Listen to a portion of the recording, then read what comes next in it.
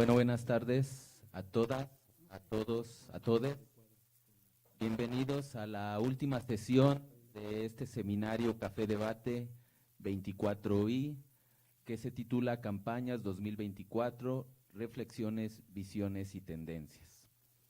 Esta es la última sesión de un seminario que ha sido pues muy apresurado, pero creo que también muy rico en reflexiones, visiones y tendencias sobre lo que está ocurriendo en la realidad política mexicana electoralmente. Les agradezco a todas y a todos haber estado con nosotros durante estas reuniones que hemos tenido a partir de la 1 de la tarde. En esta última sesión vamos a tener un conjunto de temas que tienen que ver básicamente con los partidos políticos.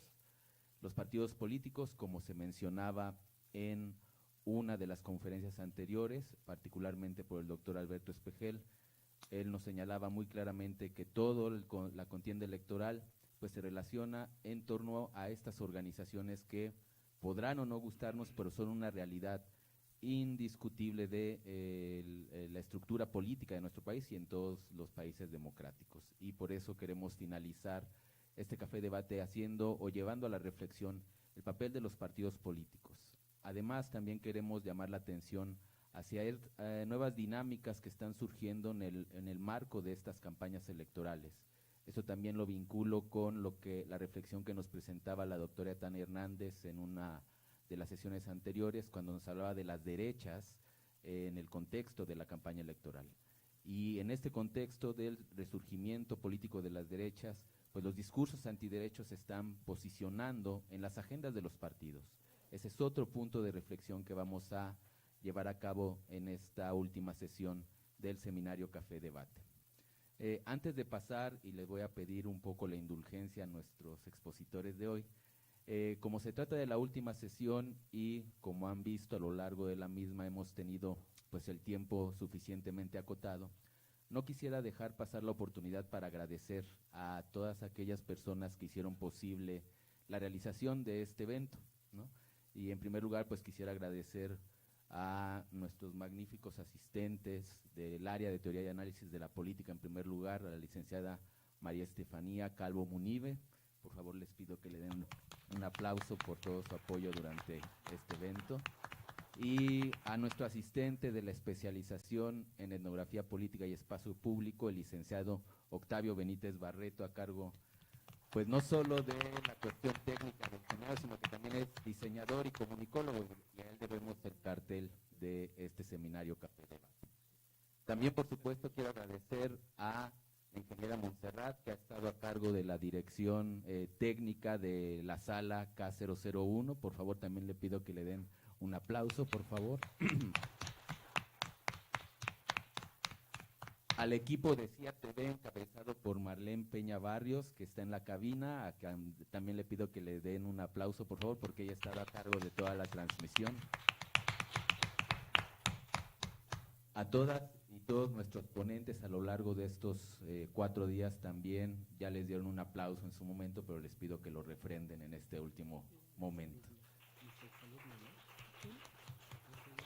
Y por supuesto a todos los colegas, todas las colegas del área de teoría y análisis de la política y de la especialización en etnografía política y espacio público, porque en última instancia es también gracias a ellos que podemos llevar a cabo este tipo de eventos. Y también a ustedes, público asistente, por su paciencia y por toda su atención durante estos días. Ahora sí, voy a pasar a presentar a nuestros dos conferencistas de hoy. Voy a presentarlos a los dos en primer lugar para no llevarme mucho tiempo cuando ya tengan que hacer su exposición. Y también una cuestión es que durante este café debate hemos invitado, por supuesto, a especialistas, investigadores de otras instituciones de educación superior, pero también queríamos cerrar este seminario café debate con las reflexiones que provienen del propio personal académico de esta unidad Azcapotzalco. Por eso me da mucho gusto tener aquí a dos colegas a los que admiro mucho y que son especialistas muy reconocidos en los temas sobre los cuales nos van a hablar. En primer lugar, quisiera presentarles a la doctora Esperanza Palma Cabrera. Ella es doctora en Ciencias Políticas por la Universidad de Notre Dame en Estados Unidos, profesora investigadora titular C del Departamento de Sociología de la UAM Azcapotzalco, integrante del área de teoría y análisis de la política y del Sistema Nacional de Investigadores en nivel 2. Su investigación versa sobre temas relativos a la democracia, en particular la democracia paritaria, la representación política, los partidos y los procesos electorales.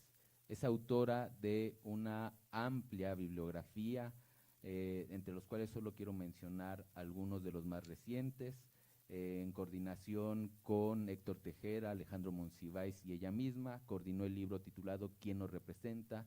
La reconfiguración del poder en las elecciones del 2021, y del año también, del año 2023, es coautora de un artículo de investigación con Rita Valderas que se titula El Partido Verde Ecologista de México a través de las elecciones presidenciales 1988-2018, que se publica en el libro coordinado por René Torres, titulado Los partidos políticos en México a través de las elecciones presidenciales 1988-2018, 30 años de contiendas políticas. Les pido que recibamos con un aplauso a la doctora Esperanza Palma, por favor.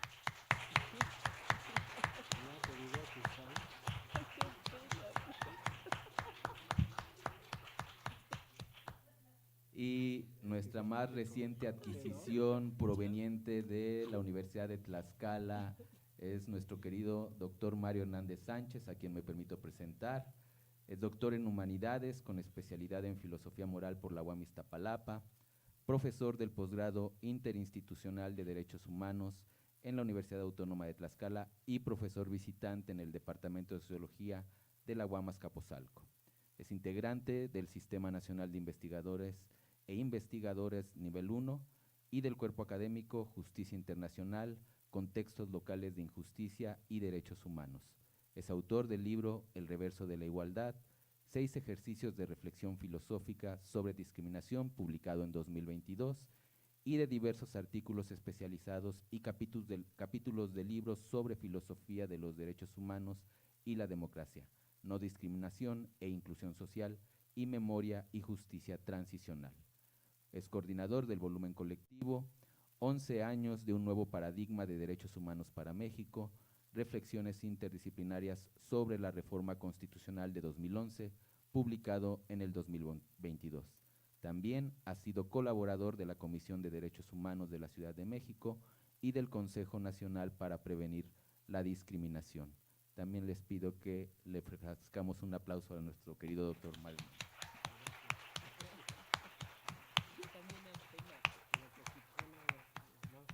Bueno, le voy a dar la palabra en primer lugar a la doctora Esperanza Palma, que ella nos presenta su charla titulada Cambios y perspectivas del sistema de partidos mexicano. Adelante, Esperanza.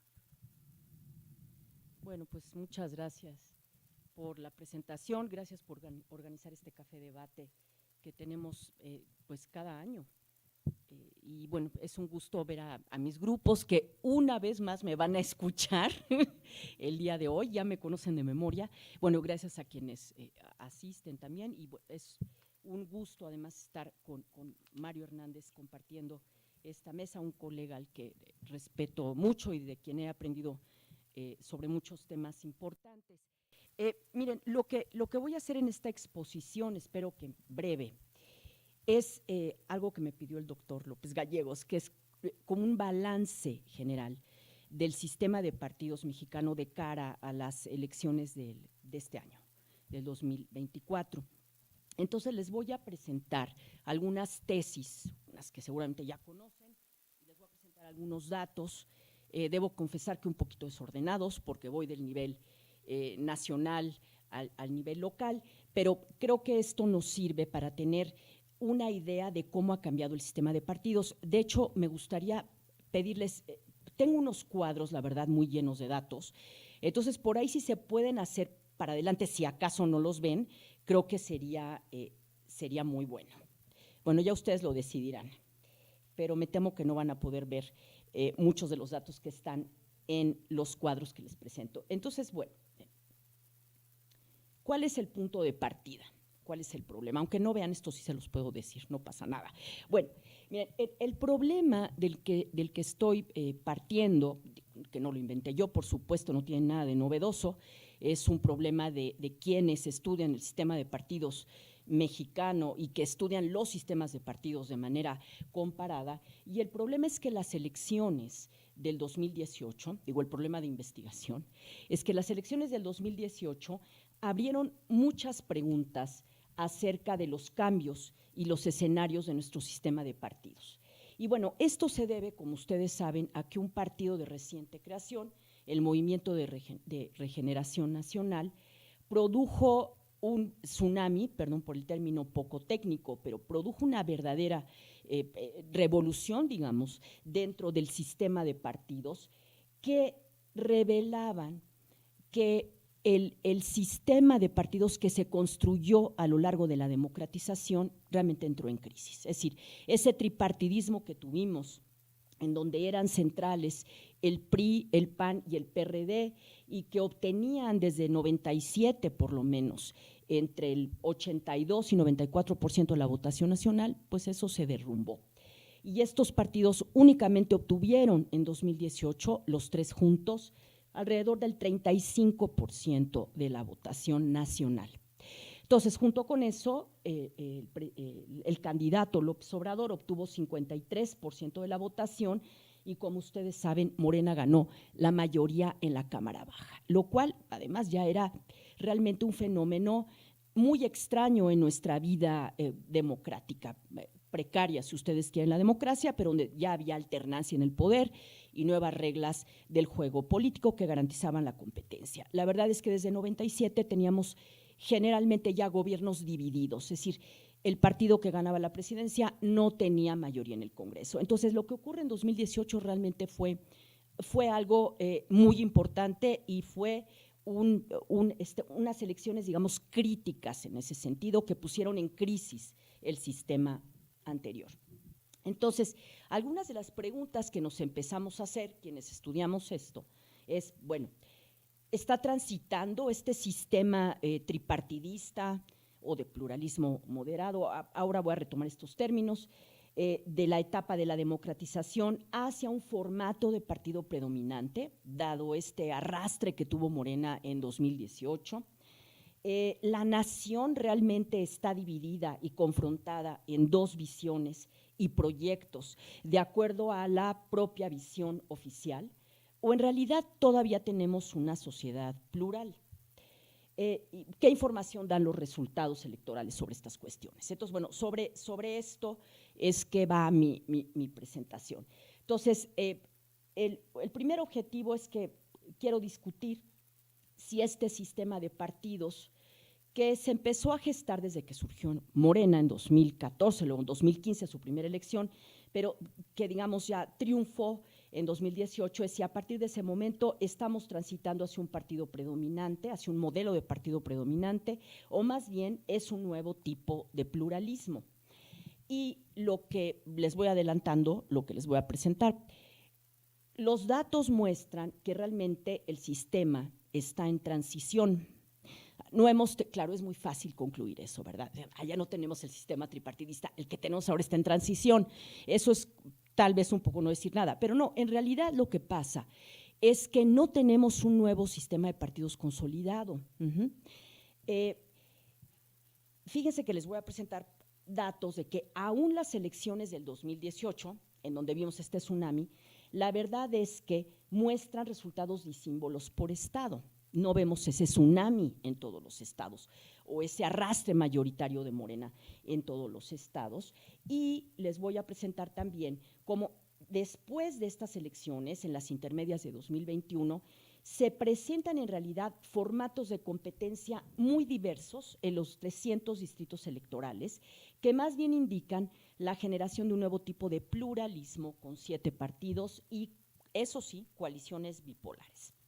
Bueno, y esta investigación que hice, bueno, que estoy haciendo porque estoy esperando los datos de este año, la verdad que coincide con otros estudios como de Reyes del Campillo y de Sonleitner, que basados en análisis socioterritoriales, la verdad es que concluyen que la geografía del voto revela un pluralismo de la sociedad, no revela digamos, que haya realmente una concentración de los votos hacia un partido político. Entonces, poco el supuesto teórico también es que los sistemas de partidos son multinivel y que la lógica nacional no necesariamente coincide con la lógica subnacional y que en realidad hay muchas lógicas subnacionales.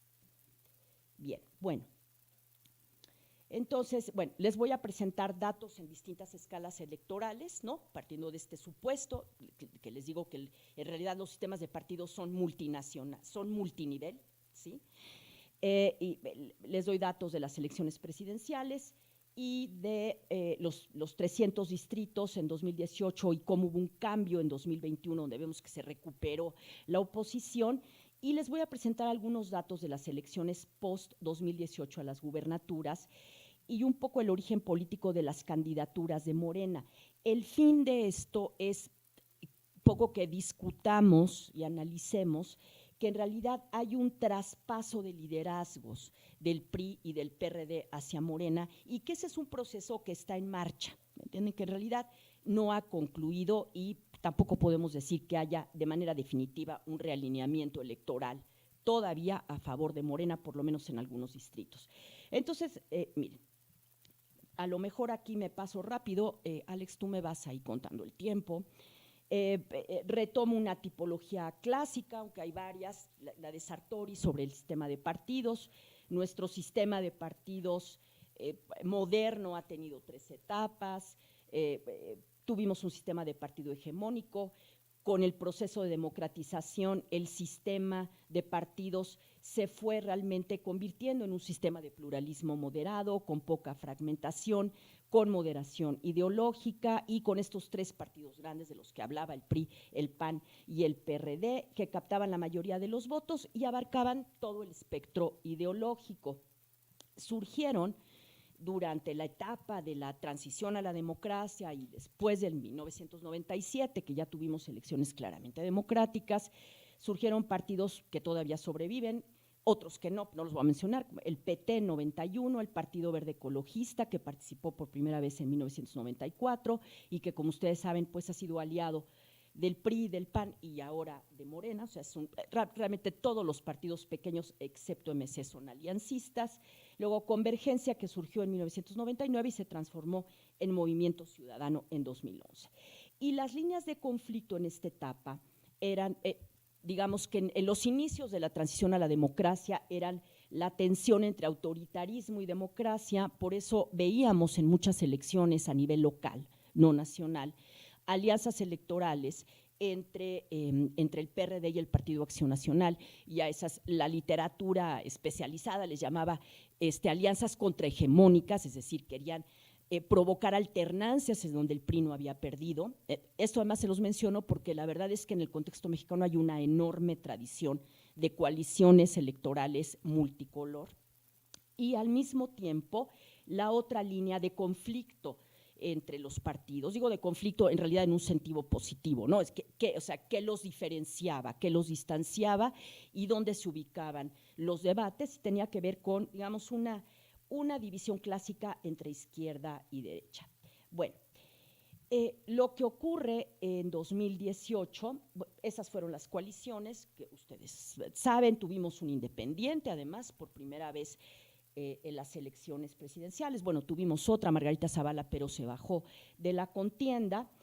Pero fíjense, allí las coaliciones eran Morena, PT y puse parido, perdónese, yo creo que fue un lapsus, porque me estaba refiriendo al Partido Encuentro Social, que perdió sí, fue realmente un lapsus, perdió su registro, aunque bueno, todavía por allá anda a nivel local, y Todos por México, que eran PRI, Nueva Alianza, Partido Verde, y México al Frente, PAN, PRD y Movimiento Ciudadano.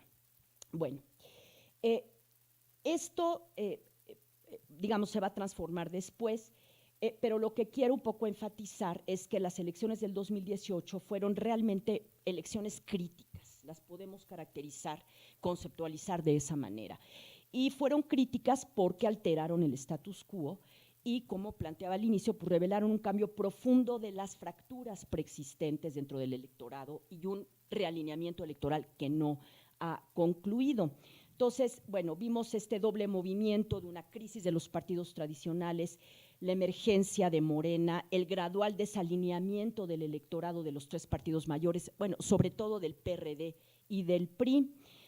Y vimos, fíjense también, una nueva narrativa que ha reacomodado a las coaliciones, a todas las coaliciones partidistas. Y esta nueva narrativa pasa por la división entre pueblo y élites, que se empalma con la división entre izquierda y derecha, aunque en realidad la rebasa, porque divide el campo político en dos, en amigos y enemigos, enemigas del pueblo. Pero dentro de les enemigos del pueblo, la verdad es que quedan actores que en realidad también son de izquierda, ¿sí?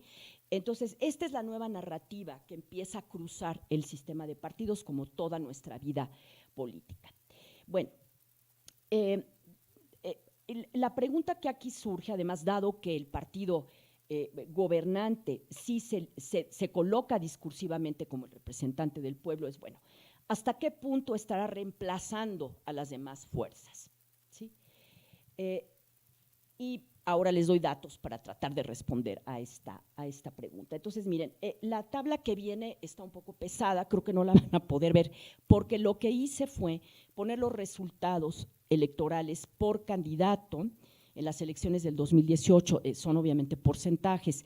Entonces, lo primero que hice fue como distinguir entre los estados donde López Obrador ganó con 30% o más de diferencia en relación al segundo lugar en cada estado, y después resalté con verde en donde ganó con menos del 30%. Como ustedes recordan, López Obrador ganó en todos los estados, excepto en Guanajuato, donde ganó Anaya, el candidato del PAN, bueno, del PAN, del PRD y Movimiento Ciudadano. En 18 estados, como les voy a mostrar, López Obrador ganó con el 30% o más de la votación. Yo sé que no ven nada, ¿verdad? Nada más estos que están en rojo son los que muestran, digamos, este patrón de que el candidato de Morena ganó con 30% o más del 30%, ¿sí? Obviamente tuvo un arrastre muy importante, pero bueno, fíjense que son 18 de 32 estados y hay estados en los que, digamos, hubo más competencia, por ejemplo, en Aguascalientes, en Nuevo León también, ¿no? La diferencia con el segundo lugar, que fue de Anaya, es como del 2-3% de la votación. No, lo que les quiero mostrar es que hay una enorme heterogeneidad ya desde esa elección, ¿sí? En donde se produjo este tsunami, digamos. Ahora, por supuesto, hay muchas cosas ahí que comentar, que no me va a dar tiempo, pero sí llamó la atención, por ejemplo, cómo un candidato de izquierda ganó en estados como Sinaloa, pues en algunos estados del norte, aún en Nuevo León, pero ahí no ganó por tanto. Pero miren, por ejemplo, en Sonora ganó, donde tradicionalmente la izquierda había tenido muy poco arraigo, no ganaba elecciones, era un estado que se caracterizaba por un bipartidismo PAN-PRI. Entonces, esto además ganó con 61.26% de la votación. Entonces, bueno, este fue un dato interesante. Tabasco, pues no llama nada la atención, ¿verdad? Ganó con 82.17%, fue el estado donde obtuvo más votos absolutos y más porcentaje de la votación, pues es el estado del candidato, ¿no? Y en este mismo sentido,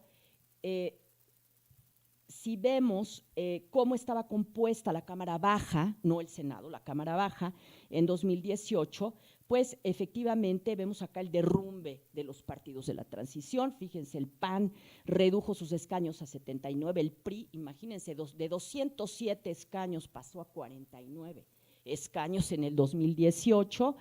Y bueno, ya tenemos acá a Morena con 252 escaños. Su primera elección en 2015 había obtenido nada más 35. Entonces, de ese contexto sí realmente habla de que hubo un cambio muy importante y una crisis del sistema de partidos, del tripartidismo. Bueno, ahora, ¿cómo voy, Alex? Ok, es que tengo muchas. No es cierto. Ahora, miren. Si vemos y analizamos las elecciones intermedias, ya no les voy a presentar más del 2018, del 2021, Es interesante porque, primero, vimos un reacomodo de las coaliciones partidistas, ¿sí? Ese es un efecto del 2018. Entonces, lo que vemos es que tenemos nuevas coaliciones multicolor y, claro, los partidos de la transición, PRI, PAN y PRD, se alían electoralmente como un bloque opositor y, de hecho, es una alianza que también vamos a ver en el Congreso. No puedo hablar de eso, no me da tiempo, pero digamos que sobre todo en los últimos 2 años ha sido consistente esa coalición opositora en cómo se comporta y cómo vota en el Congreso. Les digo que esto es totalmente lógico, además por la tradición partidista mexicana, porque podemos decir, ay, son partidos que no tienen nada que ver ideológicamente. Bueno, no, pero ahora se están colocando y se están realineando en el campo opositor frente a una fuerza que, digamos, los amenaza electoralmente, ¿no? Y bueno, y por otro lado vemos acá la coalición oficialista, que digamos tampoco en sentido estricto es muy coherente ideológicamente, ¿no? Porque el PT, que sí es de izquierda, se alía a partir de ese momento con Morena, el Partido Verde, que es bastante ambiguo en términos doctrinarios, y el PES, aunque perdió el registro, quedan de ese lado. Bueno, y como saben, el Partido Movimiento Ciudadano se ha mantenido como un partido no coaligado, precisamente porque la argumentación política es que no quiere confundirse con las otras 2 coaliciones, y aunque sí vota con la oposición en el Congreso, digamos, el discurso y la identidad que está adquiriendo es que son diferentes a esos partidos de la transición. Bueno, entonces, mire, lo que hago aquí es que analizo los resultados para la Cámara Baja para calcular el número efectivo de partidos, porque con esto lo que quiero ver es cómo ha ido cambiando la competencia, sobre todo a partir de este tsunami. Les estoy mostrando datos desde el 2009, bueno, para que vean cómo ha cambiado el número efectivo de partidos, pero bueno, a lo mejor se preguntarán qué cosa es el número efectivo de partidos. Bueno, el número efectivo de partidos se ha medido, estos son autores, hay medio claves, Lasco y Taguepera, pero hay otros, hubo un mexicano muy importante, Juan Molinar, que hizo el índice Molinar y que es multicitado por toda la bibliografía comparada, por cierto, que lo que hacen, fíjense, es calcular el número de partidos, no en función de los partidos que están registrados y compiten en una elección, sino a partir de la proporción de votos que obtienen en cada elección y el número de escaños obtenidos. Entonces, a partir de ahí se hace un cálculo, no les puse la fórmula, digo, no la vamos a hacer acá, pero es una fórmula que se utiliza mucho para calcular las posibilidades reales de cada partido de ganar una curul y sobre todo los partidos que efectivamente tienen posibilidades de ganar por mayoría en un distrito. Entonces, miren, este índice sí es muy importante porque no es lo mismo, ¿me entienden?, contar igual a un partido que obtiene el 3% de la votación a un partido que obtiene el 30% de la votación. No tienen el mismo peso y hay unos que no pueden ganar en un distrito por mayoría. Entonces, fíjense, ¿qué pasó? Lo que vemos es que, claro, este es un índice, no hay 0.5 partido, ¿me entienden? Solamente se hace un cálculo de que es 3.5 partidos que realmente están en competencia, y lo que podemos ver es que en 2015, que es cuando entra Morena a la competencia electoral, pero también el PES, entre otros, sí aumentó el número efectivo de partidos. Se repartieron más, digamos, las posibilidades de ganar una curul, hubo más competencia, esto es lo que quiere decir. Sí, en 2018 decreció por el efecto mayoritario, digamos, que tuvo el arrastre de Morena en la elección, pero miren qué interesante, en la elección intermedia de 2021 aumenta otra vez el número efectivo de partidos a 2.93, ¿sí? Entonces, bueno, espero que vayan siguiendo hacia dónde va mi argumento, pues. Una cosa que hice junto con una colega es, a ver si pueden ver estos resultados, es que clasificamos los 300 distritos a partir del número efectivo de partidos, es decir, aplicamos el índice para cada distrito. Dijimos, a ver, el objetivo era ver si teníamos un formato predominante, ¿no? como pensábamos en 2018 que estaba ocurriendo. Entonces, bueno, aquí les puse como un histórico desde 2009, fíjense, acá están, hay más de 3.5 partidos, hay de 3 a 3.5, y así hasta llegar al claramente predominante, que es el de hasta acá abajo. ¿Sí logran ver? Más o menos. Bueno, entonces fíjense lo que pasa. Claro, 2012, 2015, vean la cantidad de distritos que tenían más de 3.5 partidos, pues un montón, ¿no? Aquí era el 76.67% de los distritos tenían un formato de más de 3.5 partidos, o sea, tenían 3.5, tenían 4 partidos que realmente estaban en competencia y podían ganar un distrito por mayoría. En 18 eso desciende, vean, a 10.33.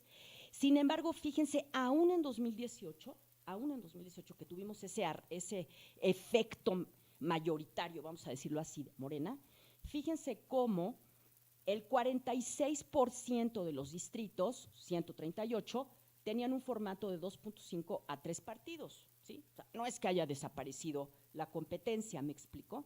A nivel distrital. Bueno, en 21 hay una recuperación, digamos, aumenta el porcentaje, el número de distritos que tienen más de 3.5 partidos. ¿Dónde está la mayoría? Bueno, 31.67% tiene de 2.5 a 3 partidos y prácticamente no hay bipartidismos, miren, sí. Y hay un solo distrito que tiene un formato claramente predominante. No me da tiempo de ponerles aquí. Esto tiene obviamente también una lógica geográfica y les puedo decir, seguramente de acá es de Tabasco, sí, porque bueno, allí tiene un enorme arraigo el presidente. Entonces, bueno, lo que les quiero decir con esto es que si vemos estos datos a este nivel, pues la verdad es que no estamos transitando hacia un partido predominante y bueno, además acá se recuperó la oposición. Espérenme, nada más en el cuadro anterior, bueno, aquí podemos ver cómo quedó compuesto en 21 la Cámara Baja y lo que vemos es que el PAN se recupera y obtiene 113 curules, el PRI se recupera y obtiene 71, aún el PRD se recupera, fíjense, y obtiene 16, el Partido Verde 42, tuvo un enorme, eso da también para todo un análisis aparte, y Morena pierde curules, ¿no? De 252 que tenía, obtiene 212, el PES no obtuvo nada porque perdió el registro. ¿Ok? Bueno, perdón que lo haya hecho así, pero así es. Bueno, ahora les quiero mostrar un dato de qué pasa también a nivel local. Claro, les muestro este caso que es medio tramposo, porque si vemos otros estados no es así, pero fíjense, seguramente vieron en las elecciones locales del 2021, porque tuvimos elecciones concurrentes, cómo quedó la Ciudad de México para las alcaldías. Y fíjense que lo que ocurrió es, bueno, este es el de 2018, que fíjense, lo que está en rojo es Morena, obviamente acá también Morena en 2018 tuvo un arrastre muy importante, pero en las elecciones intermedias y locales del 2021, fíjense cómo quedó, quedó dividida la ciudad y de hecho la oposición, el frente opositor, obtuvo más alcaldías que Morena, o sea, Morena pierde varias alcaldías. Comentaba con Alejandro y con Mario antes de empezar la mesa, que en realidad es medio tramposo también este mapa. Ustedes vieron uno, si estuvieron en la primera sesión con Héctor. Si vemos esto por secciones, vamos a ver una cosa mucho más complicada, espacialmente, ¿no? O sea, ¿qué es lo que vamos a ver si lo vemos por secciones? Pues vamos a ver que acá también hay puntos rojos, o sea, en algunas secciones de este lado, por supuesto que ganó Morena, y acá también vamos a ver puntos azul, amarillo, verde, ¿no? Sobre todo azules, ¿sí? Entonces, sí está simplificado, pero les muestro este mapa porque, digamos, fue donde más se recuperó el frente opositor. Entonces, bueno, es interesante. Sí, aquí nada más les doy algunos datos. Elecciones a las gubernaturas post-2018. A ver, este es otro nivel de análisis.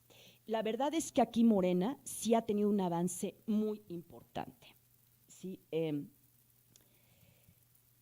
bueno, no importa, pero en 2018 ganó Chiapas, Veracruz, Ciudad de México, Tabasco y Morelos, en 2019 Baja California y Puebla. En 2021, a pesar de la recuperación opositora que les estaba mostrando, miren la cantidad de gubernaturas que gana las 2 Baja Californias, Campeche, Colima, Guerrero, Michoacán, Nayarit, Sinaloa, Sonora, Tlaxcala y Zacatecas, ¿sí? En 2022 ganó Hidalgo, Oaxaca, Tamaulipas y Quintana Roo, y finalmente en 2023, algunos dirán, se cierra un ciclo electoral porque Morena, como ya teníamos previsto, gana el Estado de México, pero no gana Coahuila, ese lo mantuvo el PRI. En un caso, en el Estado de México sí hubo una coalición oficialista, ¿no?, entre Morena, PT y el Partido Verde. En el caso de Coahuila no, ahí fue dividido, y entonces eso en buena medida explica por qué no ganó la elección, y la verdad es que el PRI se llevó carro completo. Entonces ahí vemos las distintas lógicas locales, y eso también tiene que ver con la política aliancista, se tiene que ver con si se pudo concretar o no una coalición en cada uno de estos estados. Bueno, así llegamos al 2024. Como ven, a nivel gubernaturas, pues por supuesto que Morena ha tenido un avance muy importante, tiene 21 gubernaturas, creo que esto sí lo pueden ver hasta allá atrás. El PAN tiene 5, el PRI tiene 2 gubernaturas, Movimiento Ciudadano tiene 2, el PES tiene Morelos, y el Verde tiene una, que es San Luis Potosí. Bien, bueno, ya para ir medio concluyendo, ¿sí voy bien, Alejandro López? Okay. Mire, a ver, esto que acabo de mostrarles, este mapa de las gubernaturas y por qué Morena tuvo un avance tan rápido en tan pocos años electorales, se explica también, o sobre todo, por el traspaso que ha habido de liderazgos y de bases electorales. Si vemos, aquí no tengo ningún cálculo que les vaya a presentar, pero si vemos nada más las candidaturas, los perfiles de las candidaturas en el 2021, fíjense, de todos estos estados que estuvieron en disputa en ese año, únicamente 2 candidatos de 15 eran de Morena. Tenemos, por ejemplo, el caso de Nuevo León, Clara Luz era del PRI, Laida Sansores venía del PRI, luego del PRD, Lorena Cuellar del PRI y del PRD, y así. Miren los demás casos. O sea, fundamentalmente han tomado liderazgos del PRI y del PRD. Y bueno, eso explica en buena medida por qué han tenido éxito en algunas gubernaturas. Si vemos 2022, fíjense, en las elecciones para las gubernaturas no había en realidad ningún morenista. Provenían del PRD, del PRI, y Mara Lezama, que ganó, de hecho en Quintana Roo, era la única que no tenía una abierta militancia, había sido cercana al Partido Verde, pero no tenía una militancia. En las candidaturas a las gubernaturas de este año, porque como saben tenemos elecciones concurrentes, varias gubernaturas se van a renovar, tenemos nada más una morenista, que es Rocío Nale, que es la candidata a la gubernatura de Veracruz en Morena, ¿sí? Las demás candidaturas vienen es una mezcla, miren, del PRD, del Partido Verde, del PAN y del PRI. Fíjense, aquí hay una cosa interesante para que veamos esta capacidad como de atracción de Morena, de liderazgos de otros partidos. Fíjense cómo en Guanajuato, que muy probablemente va a perder, su candidata Alma Alcaraz viene del PAN. Un estado súper panista tradicionalmente. Entonces eso habla de una estrategia como muy pragmática, ¿no? Es muy interesante. Luego tenemos, bueno, en Jalisco del Partido Verde, es otro estado que muy probablemente vayan a perder, pero fíjense que nos llamó la atención, el de Yucatán también, Joaquín Díaz es el candidato a Yucatán, es panista, o sea, un estado que es tradicionalmente panista y que muy probablemente pierda Morena, pero lo que es interesante es que el candidato que presentan es alguien que viene del Partido Acción Nacional. Entonces, ahora sí, algunas conclusiones así muy, muy rápidas. O sea, los datos que les presenté, que van de elecciones presidenciales a los distritos, a las gubernaturas. En realidad, lo que quiero mostrar son precisamente estas distintas lógicas multinivel. En las gubernaturas ha habido un claro avance de Morena, sobre todo gracias a este traspaso de liderazgos. Sin embargo, hay un estudio de Sondleitner que es muy reciente, que muestra que, por ejemplo, a nivel local, el arraigo de Morena es más reducido. Por ejemplo, ganó entre 21 y 23, 24% de las presidencias municipales en disputa, 34% del voto en elecciones legislativas. En 2023 solamente tenía mayoría absoluta en los congresos de 5 estados. Fíjense cómo, si vemos estos otros datos, nos hablan de una realidad social y política diferente. Lo que ya les mostré es que los resultados por distrito pues, también muestran diversos formatos de competencia que por lo menos hasta ahora no nos permiten concluir que ya se haya sentado un sistema de partido predominante, a pesar de, sí lo digo, de la voluntad de reemplazo del partido gobernante, ¿no? Que entre otras cosas expresan esta capacidad y esta estrategia de atracción de liderazgos de otros partidos políticos. Lo que vemos en realidad es que hay un pluralismo social y político. Y ya aquí retomo algo que me han dicho morenistas, en realidad, que es un poco también una provocación, que es el traspaso de liderazgos habla de que, fíjense, tienen el gobierno, pero no tienen partido. Como me dijo alguien de Morena, a quien voy a mantener su anonimato, me dijo, bueno, tenemos el gobierno, pero la estructura partidista está en construcción. O sea, ganamos muy rápido, muchas posiciones, ganamos la presidencia y no teníamos cuadros y no teníamos una estructura partidista. Eso lo estamos construyendo. Es lógico, es un partido realmente muy nuevo.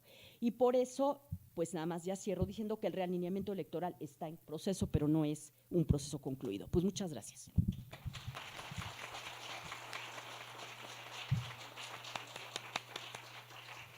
Muchas gracias, Esperanza. Ahora vamos a dar paso a la conferencia del doctor Mario Hernández, que se titula Los movimientos antiderechos y la agenda de los partidos en el 2024.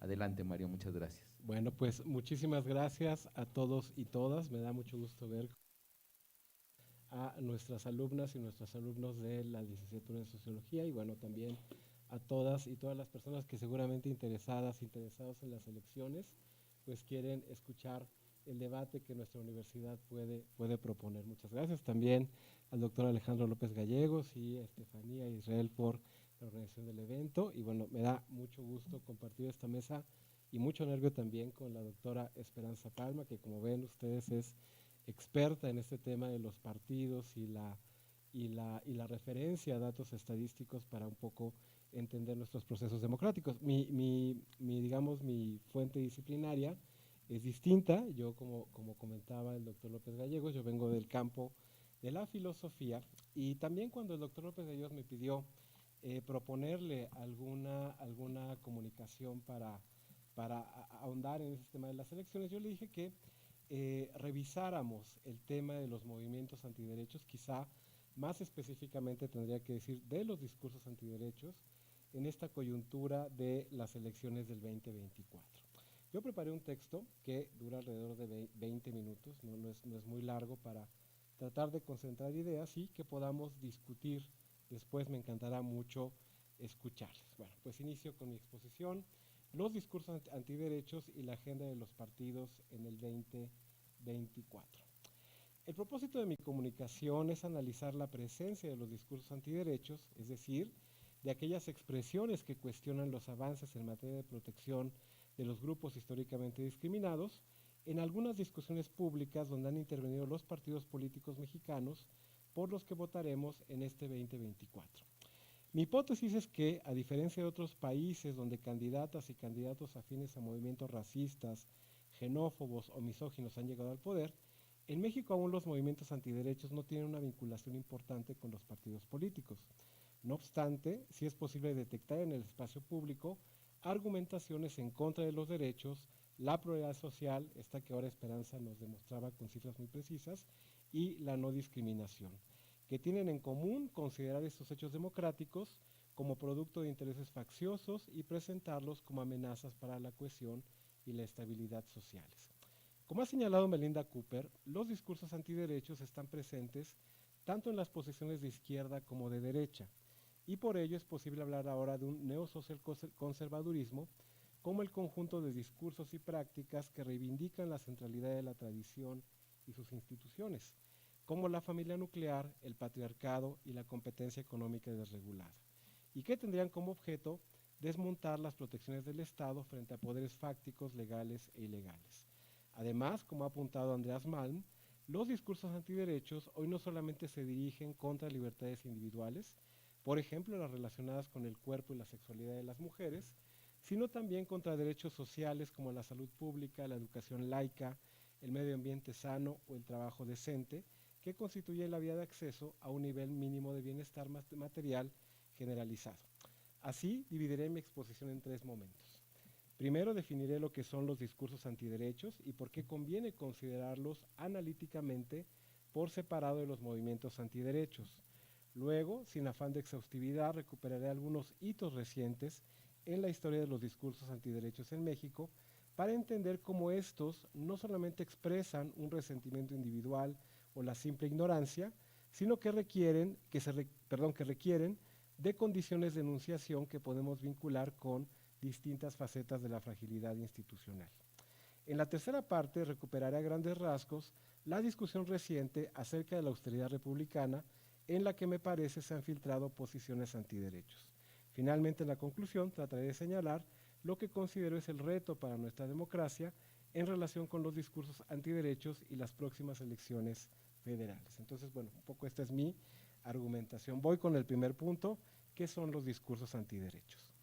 En 1977, y como respuesta a la Conferencia Internacional sobre la Población del Cairo y la Conferencia Mundial sobre la Mujer en Beijing, que reconocían la importancia de priorizar los derechos de las mujeres en la agenda del desarrollo, el papado católico acuñó el término ideología de género. En aquel año, Joseph Ratzinger escribió un texto en el que señalaba que tanto el feminismo como la perspectiva de género constituían un peligro para la supervivencia de la humanidad por 4 razones principales. Primero, por la falta de respeto por la vida, evidente en las luchas por el acceso al aborto seguro y los anticonceptivos. Segundo, por la promoción de la educación sexual, que ellos pensaban como una vía para inducir la homosexualidad y la promiscuidad entre las infancias. Tercero, por la abolición del derecho de las madres y padres a educar a sus hijas e hijos en estos temas. Y cuarto, por la amenaza del derecho a existir para las religiones que defienden la vida bajo cualquier circunstancia. Así, el feminismo representaría una desviación de la lucha por los derechos humanos que, desde la mirada de Ratzinger, son aquellos que se fundamentan en una pretendida naturaleza humana que da prioridad a la biología sobre la cultura, es decir, a las funciones reproductivas y la familia nuclear, sobre la diversidad de formas en que las personas ejercemos la sexualidad y la afectividad.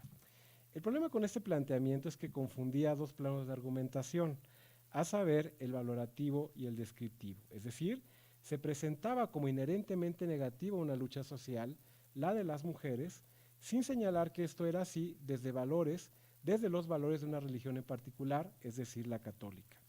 Hoy, desde ciertas instituciones públicas, movimientos sociales, espacios académicos y medios de comunicación, se preserva esta confusión y se alude sin mayores matices a la ideología de género como un discurso promovido por la izquierda radical, alentado por el descontento individual de mujeres marginales y prohijado por una academia que abiertamente se pronuncia por el relativismo moral. De hecho, la popularización de esta categoría desde inicios del presente siglo nos ha alertado acerca de la existencia de otros discursos que, en analogía con la distorsión y el cuestionamiento del feminismo, tienen como blanco los avances antidiscriminatorios y las protecciones especiales de grupo que reivindicamos desde el lenguaje de los derechos. De forma genérica, a estos los denominamos como discursos antiderechos. ¿Qué los caracteriza? A riesgo de ser reduccionista, puedo apuntar 6 elementos que permiten identificar a los discursos antiderechos en el horizonte contemporáneo. Primero, se trata de expresiones que cuestionan los procesos de revisión del paradigma de los derechos humanos para ampliarlo e incluir a quienes históricamente no han sido reconocidas y reconocidos como titulares de los mismos desde visiones discriminatorias.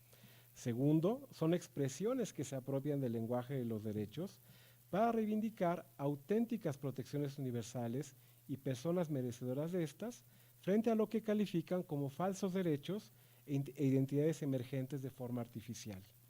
Tercero, los discursos antiderechos implican la referencia a la naturaleza y la tradición como auténticas fuentes de normatividad y, en consecuencia, desconfían de las revisiones críticas de la ciudadanía como una categoría que, en la primera modernidad, fue construida con sesgos androcéntricos, nacionalistas, clasistas, edadistas, capacitistas y heteronormativos, entre otros.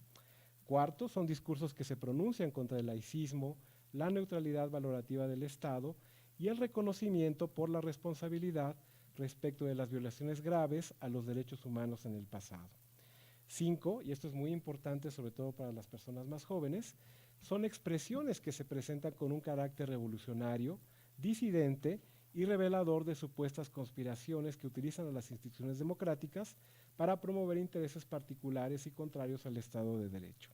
Y sexta característica, a diferencia de los discursos discriminatorios y las incitaciones al odio y la violencia, que generalmente no aspiran a traducirse institucionalmente, sino solo a generar una opinión pública favorable a estos, los discursos antiderechos tienen como objetivo fundamental, en el mediano plazo, convertirse en directrices legales o de política pública a través de la representación política y los procesos legislativos.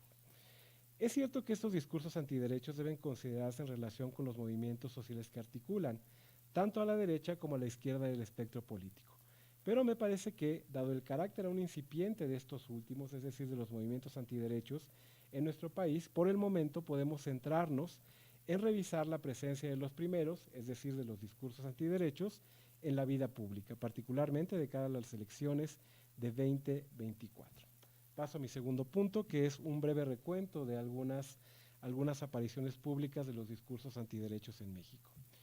Cuando pensamos en discursos antiderechos, quizá los más visibles sean los que en los últimos años se han opuesto a la despenalización del aborto o al matrimonio igualitario. Pero en México, los primeros de los que se tuvo registro fueron los que se dirigieron contra la incorporación de los derechos sociales en la Constitución de 1917. En efecto, como se documentó a propósito de su centenario, si nuestra Carta Magna fue reconocida como vanguardista por la protección de los derechos de las personas trabajadoras, la educación o la salud, los debates legislativos de la época incluyen dos tipos de argumentaciones que se oponían a estos. De un lado, el empresariado y los terratenientes apuntaron que los derechos debían de predicarse de personas y no de clases completas, es decir, que no existía tal cosa como los derechos de las y los trabajadores, sino solo el derecho de libre competencia y a establecer acuerdos individuales entre los dueños de los medios de producción y quienes vendían su fuerza de trabajo. Del otro lado, juristas de todas las orientaciones políticas afirmaron que los derechos sociales no son auténticos derechos y más bien se trata de programas asistenciales de los que pueden hacer uso los gobiernos para conseguir el voto de amplias capas de la población. De manera afortunada, la oposición a los derechos sociales en el Constituyente de 1917 no impidió su elevación a rango constitucional, pero sí tuvo como consecuencia el establecimiento, hasta la fecha, de técnicas de protección de dichos derechos que resultan más bien pobres. El segundo momento en que se visibilizaron discursos antiderechos en el espacio público mexicano fue cuando, entre 1923 y 1953, el movimiento sufragista logró que, por fin, las mujeres mexicanas pudieran votar y ser votadas. Gabriela Cano ha afirmado que en nuestro país se produjeron, desde la derecha, dos argumentos contrarios a los derechos políticos de las mujeres que ya se habían planteado en otras geografías. Por un lado, que su naturaleza próxima al cuidado y la afectividad y al mismo tiempo distante de la racionalidad política, hacía a las mujeres habitantes naturales del espacio doméstico, y eran sus familiares hombres quienes deberían representar sus intereses. Y por el otro lado, que al ser la familia la estructura básica de la sociedad, el abandono del cuidado de hijas e hijos por parte de las mujeres que incursionaban en política generaría delincuencia juvenil y descomposición social. Además, de acuerdo también con Gabriela Cano, dos argumentos adicionales se esgrimieron desde posiciones revolucionario-progresistas. Primero, que la gesta revolucionaria había sido encabezada por hombres y que las mujeres tuvieron un papel subordinado, por lo que era injusto colocar sus intereses políticos en el mismo nivel. Y segundo, que las mujeres, sobre todo a partir de la popularización de la figura de la beata en el imaginario popular, eran por naturaleza conservadoras. y por ello, si votaran, podrían ser influenciables por la Iglesia Católica, que haría todo lo posible para socavar los fundamentos liberales del Estado laico. Aunque en 2018 y por primera vez se integró un Congreso paritario en México, lo cierto es que muchos de estos discursos antiderechos se reproducen frente a las acciones afirmativas electorales o incluso el desempeño de las candidatas mujeres a cargos de elección popular. En otro registro, la represión estudiantil de 1968 y la así llamada Guerra Sucia de la década de 1970 también generaron discursos contrarios a los derechos humanos, en este caso, los derechos de las víctimas del autoritarismo. En efecto, cuando en 2002 Vicente Fox creó la Fiscalía Especial para los Movimientos Sociales y Políticos del Pasado, la así llamada FEMOSP, desde distintas posiciones políticas de centro y derecha, se argumentaron dos motivos principales para estar en contra de esta institución. Por una parte, que de acuerdo con los estándares vigentes, los delitos ya habían prescrito y sería injusto imputar penalmente a militares de distinto rango que solo siguieron órdenes ejecutivas para evitar ser acusados de desacato. Y por la otra, que estaba ampliamente demostrado que los procesos de justicia transicional dificultan la consolidación democrática, abriendo heridas del pasado, reavivando la división política y polarizando a la sociedad en torno a crímenes que de todos modos ya no tenían consecuencias en el presente. Como es bien sabido, la actuación de la FEMOSP fue muy cuestionada y tuvo poco impacto social, pero de cierta forma los discursos que se opusieron al reconocimiento de los derechos de las víctimas de los crímenes políticos del pasado condicionaron una confusión que permanece hasta nuestros días acerca de la extensión, significado y capacidad de justiciabilidad de dichos derechos. Por el tiempo del que dispongo, solo me referiré a un episodio más de esta breve historia de los movimientos antiderechos en México, en este caso muy reciente. El 17 de mayo de 2016, el entonces presidente Enrique Peña Nieto, y en conmemoración del Día Internacional de la Lucha contra la Homofobia, convocó en Los Pinos a una diversidad de activistas LGBTQI+, para presentar una propuesta de legalización del matrimonio igualitario a nivel nacional. Aunque esta nunca se concretó, vista de forma retrospectiva, la iniciativa de Peña Nieto funcionó como catalizadora de la acción organizada del Frente Nacional por la Familia, una coalición de organizaciones sociales de derecha, ultraderecha y filiación católica, con contacto con algunos partidos políticos como el desaparecido Encuentro Social, así como con el empresariado más poderoso del país, para construir una agenda contraria al matrimonio igualitario, a la despenalización del aborto y la defensa de la familia tradicional, más bien, y a favor de la defensa tradicional, de la defensa de la familia tradicional como fundamento del orden social. El Frente es relevante para los estudios de los discursos y movimientos antiderechos porque ilustra la tendencia contemporánea de estos a reivindicar la normatividad del orden natural, la importancia de filtrar a la discusión pública razones comprensivas de talante religioso y tradicional, además de presentarse como revolucionarios y sujetos a represalias por su combate del relativismo ético y la afirmación del valor fundamental de la vida desde el momento mismo de la concepción. Hay que señalar que la alianza del Frente con el empresariado le ha dado recursos para organizar movilizaciones sociales en todo el territorio nacional, acceso a los medios de comunicación corporativos y la posibilidad de construir una estrategia de movilización dirigida a las personas más jóvenes.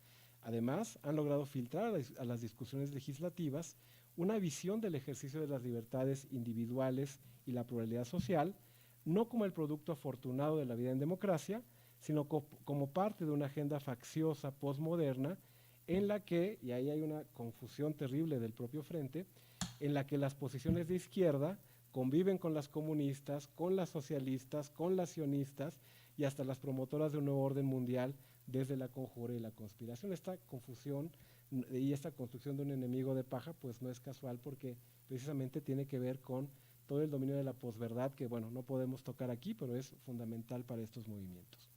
Paso a la última parte de mi exposición. Los discursos antiderechos y la austeridad republicana.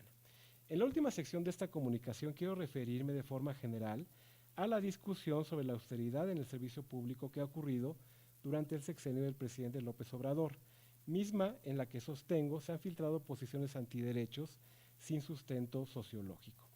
La elección de este caso tiene una intención clara: Más o menos es bien conocido el uso de discursos antiderechos por la derecha y cómo en las discusiones legislativas recientes sobre el aborto, el matrimonio igualitario o, muy reciente, la prohibición de las terapias de conversión de la homosexualidad, estas derechas se han opuesto utilizando este tipo de argumentos.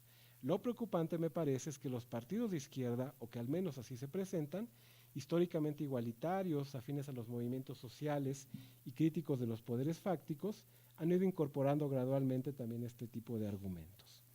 Como ha señalado Frances Ryan, de forma paradójica, la austeridad que han reivindicado distintos gobiernos de izquierda durante los últimos 10 años en Europa los han acercado peligrosamente al discurso neoliberal y su petición de reducir al Estado y sus funciones al mínimo. En efecto, ella señala que desde la década del 2010, el Partido Laborista Inglés, por ejemplo, ha apoyado el desmantelamiento de una buena parte de los apoyos económicos y acciones afirmativas destinadas a las personas con discapacidad. Este partido ha alegado que, en un contexto de crisis económica y precariedad laboral, no existen suficientes recursos para la asistencia social y, en consecuencia, deberían priorizarse beneficios generales que de forma indirecta acabaran irrigando a las familias de estas personas.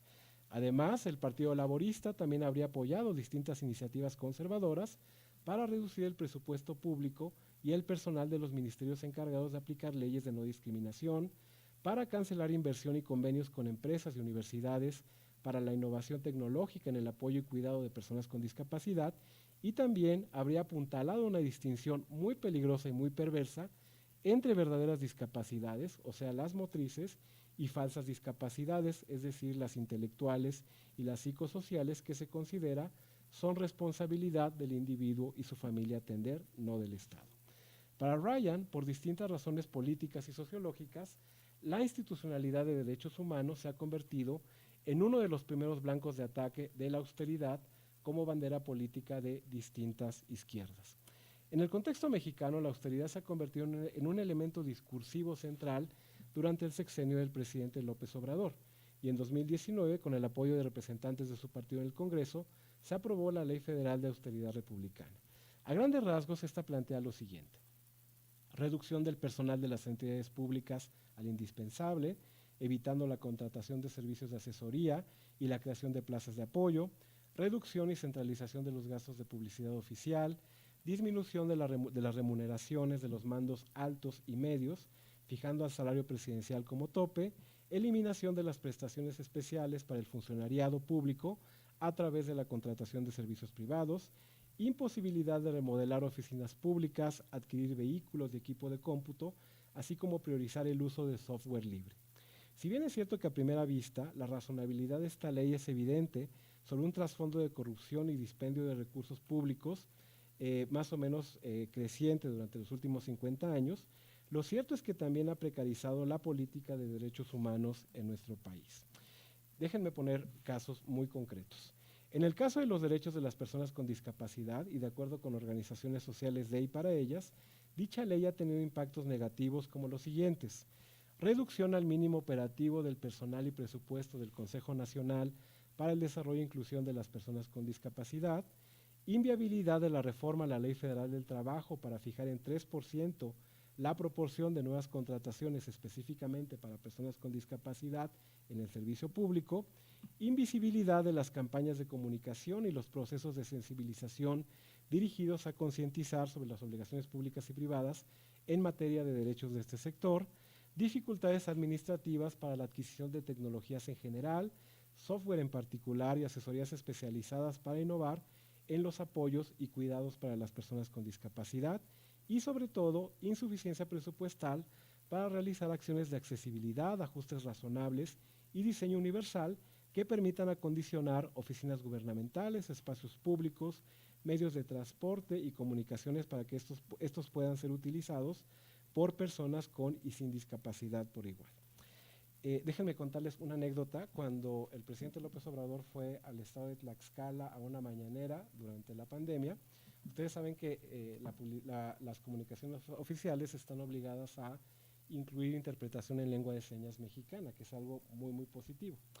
Va el presidente a Tlaxcala y termina la mañanera, y en Facebook empieza a cundir una publicación de una chica con discapacidad que dice: Bueno, la intérprete de lengua de señas vino a decir puras groserías, o sea, no sabía traducir y claro, como no hay presupuesto para contratar estas intérpretes, pues agarraron a la persona que dijo que sabía traducir y no solamente los contenidos no se tradujeron adecuadamente, sino que fue pues una burla para este sector de la población. Por cierto, no sé si saben, pero en México hay menos de 100 intérpretes de lengua de señas mexicanas certificados. Es una cosa que se debe invertir y las universidades ahí necesitan más presupuesto. Desde mi punto de vista, la defensa de las medidas de austeridad que impactan negativamente a las personas con discapacidad se ha apoyado en elementos discursivos contrarios a los derechos, algunos de los cuales enlistaré a continuación y ya solamente me robó 5 minutos. Primero, que lo prioritario es asignarles recursos económicos a través de los programas sociales y que la institucionalidad para la protección de sus derechos es inútil y no tiene impacto real en sus vidas. Segundo, que la familia nuclear es el ámbito natural donde las personas con discapacidad reciben cuidados y que, por tanto, el acceso libre a un trabajo decente, en su caso, no debería ser una política antidiscriminatoria prioritaria. De hecho, no recuerdo si es el Plan Nacional de Desarrollo, no, más bien es el Programa Nacional de Trabajo. Había un párrafo que decía, de este sexenio, que decía que las protecciones de los programas sociales dirigidas a personas con discapacidad tenían la función de evitarles el penoso acto de trabajar, ¿no? Cuando el trabajo decente, pues es decente no en términos morales, sino en términos de estándares de decencia, de inclusión, pues es un derecho, ¿no? Y darles trabajo a las personas con discapacidad, pues es un elemento fundamental para su autonomía.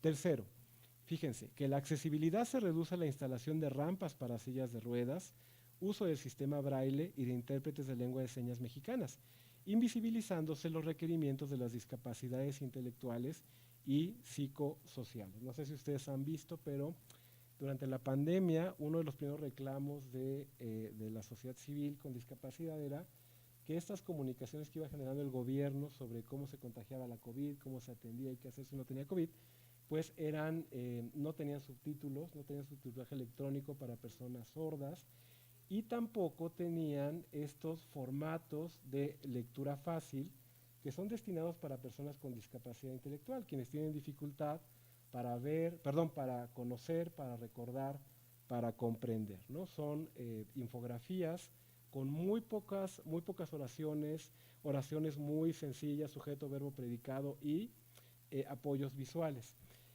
Como no había presupuesto para estos temas, pues la propia sociedad civil tuvo que hacer las infografías en formato de lectura fácil. Eso es un tema pues, que hay que llamar la atención, ¿no? Cuarto, que el reconocimiento constitucional de la obligación de incluir a personas con discapacidades de todas las edades en las escuelas regulares, al ser esta una población relativamente pequeña, debe ser resuelta con los recursos humanos y materiales con los que dichas escuelas actualmente cuentan, es decir, cargar todavía más las ocupaciones de docentes de todos los niveles. Quinto, y este es un tema que tiene ahí peligrosamente un tono moral, que la política de atención a las adicciones debe ser sobre todo preventiva y estigmatizadora de quienes consumen drogas ilegales. Y ustedes me dirán, ¿y esto qué tiene que ver con la discapacidad? Que se desconoce el vínculo ocasional entre la discapacidad psicosocial y el consumo de sustancias adictivas, así como la obligación del Estado de fortalecer el sistema público de atención a la salud mental. En este país hay 2 estados de la República, Zacatecas y Tlaxcala, que no tienen un hospital de atención, un hospital especializado de atención de salud mental. En Tlaxcala, por ejemplo, no hay ni un solo psiquiatra. Entonces imagínense el tema de salud mental y la discriminación que genera, que no ha sido reconocido como un problema también de presupuesto.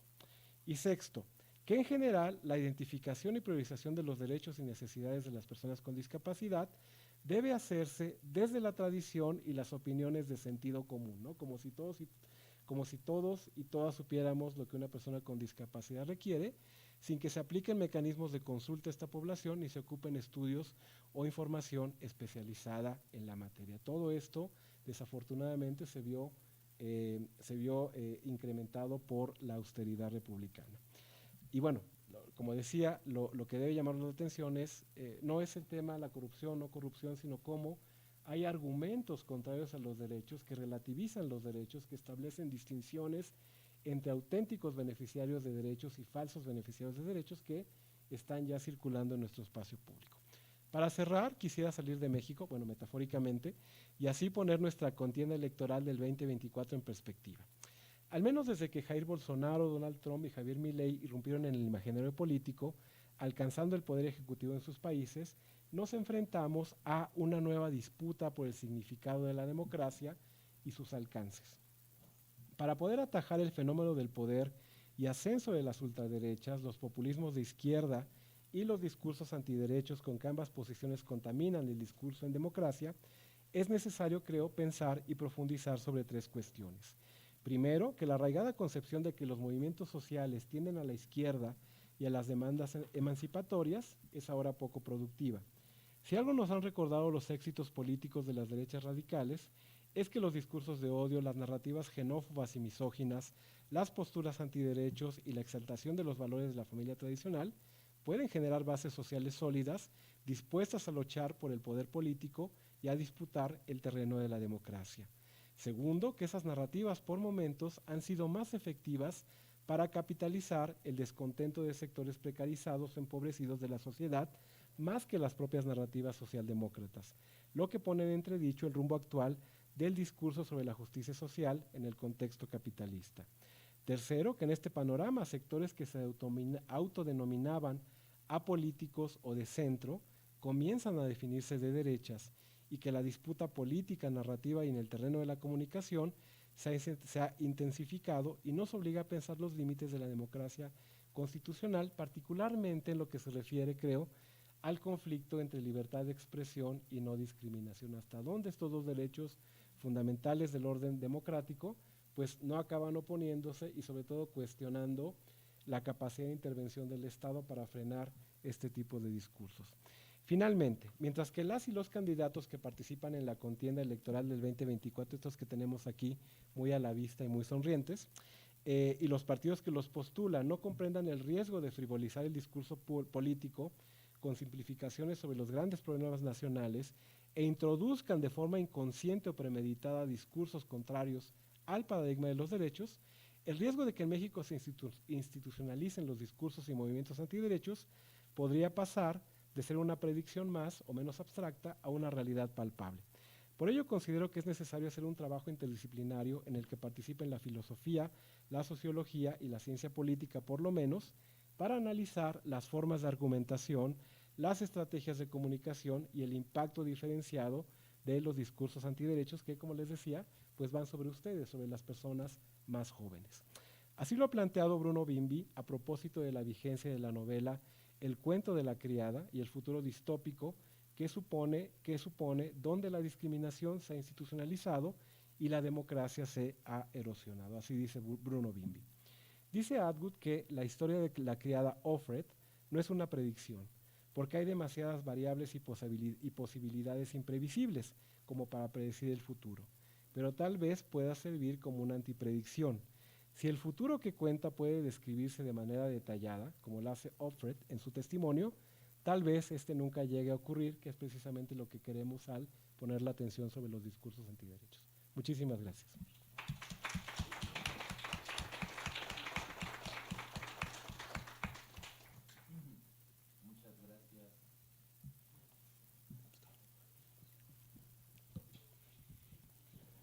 Muchas gracias, Mario, por la exposición. Bueno, pues ya se la saben, vamos a abrir un espacio de preguntas. Ya tengo aquí dos preguntas a través de internet, pero antes de leerlas me gustaría abrir una ronda de unas dos preguntas para que nuestros expositores puedan participar por allá.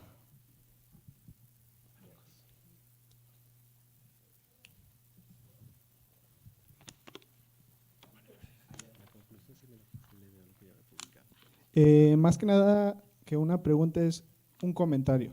Primeramente quiero felicitar al ponente porque se me hace un gran avance que alguien esté hablando en materia de derechos de las personas con discapacidad.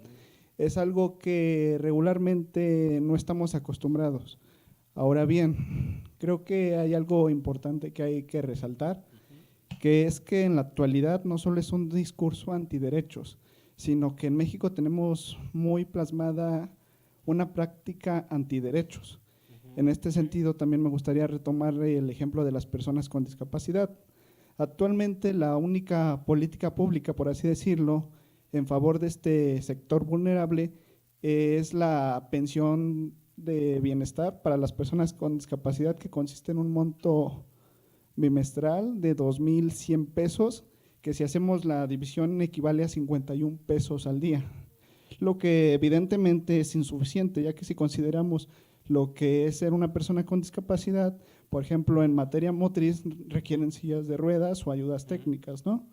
Y cuando vamos a ver cuánto cuestan esas ayudas técnicas, nos damos cuenta que es insuficiente, o sea, no alcanza, aunque juntaran lo de varios meses. En este sentido es que voy a decir que en México tenemos un serio problema al enfocarnos, por ejemplo, en este sector de una manera asistencialista y no en un enfoque de derechos, lo que resulta crucial, ¿no?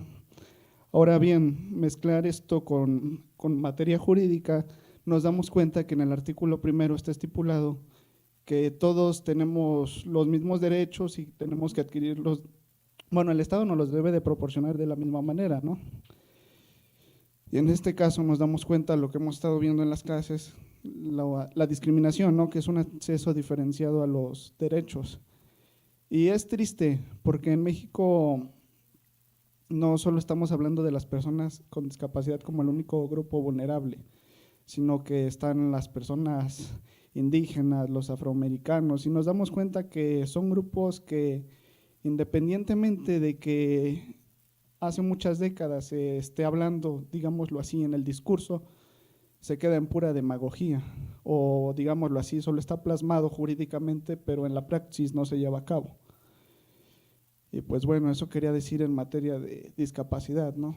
Pero de verdad es algo que se agradece que ya esté el tema de discapacidad ahora sí que en esta esfera académica.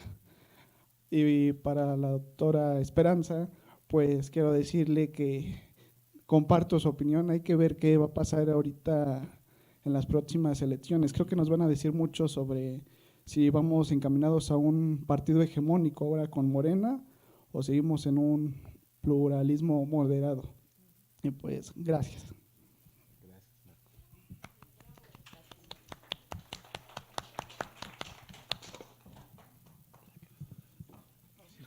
Buenas tardes. Inicialmente, muchas felicidades a la doctora Esperanza. Pues la plática estuvo tan rica que generó, o al menos a mí me generó, infinidad de preguntas, cuestionamientos y sobre todo un poco en el análisis del porqué de las cosas, ¿no? El hecho de que hoy los nuevos líderes sean distintos a los líderes pasados, déjenme explicarlo. Cuando Cárdenas se sale del PRI y demás, se salen ellos. Hoy no se sale solo el líder, se salen sus masas, se salen sus operadores, se salen sus grupos, sus sindicatos, etcétera. Y eso es muy importante porque lo que ahorita nos decía la doctora tiene que ver con las cuotas de poder en esa nueva relación con Morena y los poderes locales, el cómo se están negociando las diputaciones. Hay cosas absurdas, irrisorias y vergonzosas. Por ejemplo, en Toluca, el diputado por Toluca, por Morena, es el hijo de Luis Miranda. Luis Miranda es el que fue el último secretario de Desarrollo Social con Peña Nieto. Es uno de los Golden Boys, famosos Golden Boys, etcétera. Entonces uno no entiende cómo puede llegarse a ese nivel de aberración de parte de un partido que maneja un discurso aparentemente popular o de izquierda, etcétera. Yo quería hacer una serie de preguntas, pero me voy a remitir a una sola porque no hay tiempo. Es la que tiene que ver con cuál sería la cultura política de los líderes casi dueños de los partidos políticos en sus distintos ámbitos. Hay cosas muy interesantes, por ejemplo, obviamente AMLO pues, es cristiano, trae todo un rollo ahí muy ligado con las nuevas iglesias, ¿no? Y muy pesado sobre todo. Está obviamente el Yunque con el PAN, están las otras ideologías, digámoslo así, como que guadalupanas, ¿no? De los expriistas, que son católicos pero no lo asumen como tal, etcétera, etcétera. Hay también la cuestión de la ideología económico-social. ¿Por qué lo digo esto? Porque parece ser que los nuevos políticos traen una cultura neoliberal. Es decir, ese pragmatismo y ese chapulineo que está movido por sus intereses personales totalmente, ¿no? ¿Cuánto voy a obtener? ¿Cuánto voy a ganar? Y en esa negociación Morena ya cayó. Hoy, de los amigos que también tengo en Morena, pues todos me han estado diciendo, algunos que quedaron fuera, obviamente, es que se vendieron las candidaturas. En el caso, por ejemplo, de Gustavo Amadero, hubo 92 inscritos para las diputaciones, los hicieron tomar el curso, ¿no? Que costaba 21,000 pesos el curso, multiplíquenle. Bueno, de ahí solo va a salir uno, y ese uno, pues, de lo que me platicaban, es de los que llegó al precio. Todo esto tiene que ver, obviamente, con la cultura de los partidos políticos, de a dónde vamos, de qué nos espera.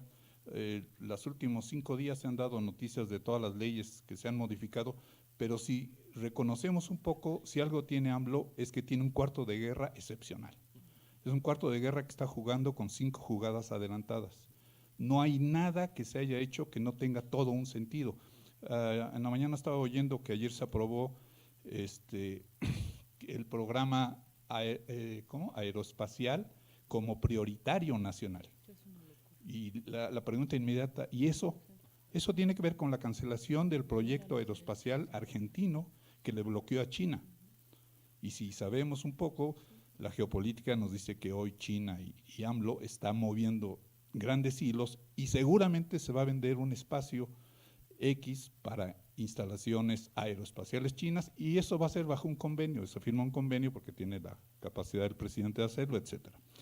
Bueno, nada más, entonces la pregunta concreta es, ¿hay algún acercamiento de elementos de cultura política de estos nuevos liderazgos o de los nuevos jefes de partidos y por lo tanto su tendencia respecto al proyecto nacional, respecto al proyecto de Estado y sobre todo a sus políticas públicas, como entre ellas, pues obviamente la cuestión de derechos humanos, de género, etcétera? Perdón, gracias.